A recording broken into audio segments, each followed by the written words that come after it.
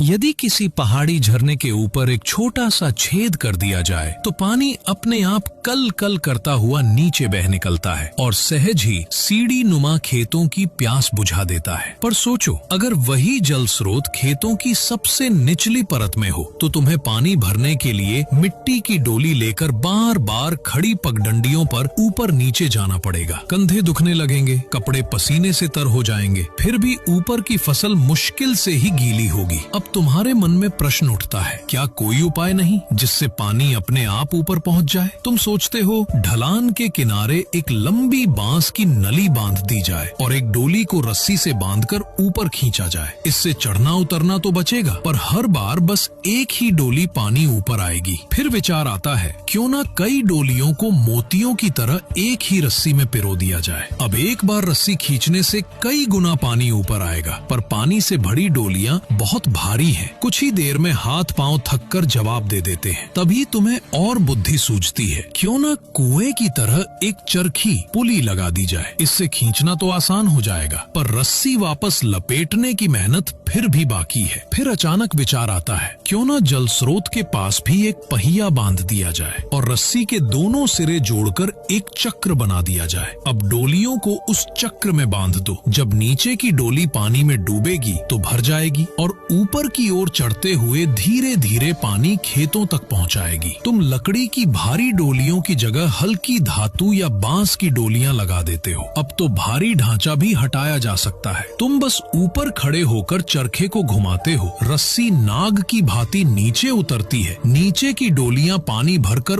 ऊपर आती हैं और शीर्ष पर पहुंचकर धीरे से छल छल करती हुई खेत में जल उंडेल देती हैं। अब ऊपर का खेत भीगता है और फिर वही पानी नीचे नीचे बहता जाता है। पल भर में पूरी सीढ़ीदार खेती हरियाली से लहलहा उठती है। और बधाई हो, तुमने घूमता हुआ जल डोली चक्र, जल चक्र का आविष्कार कर लिया है। और हमारे चैनल से जुड़ना मत भूलना।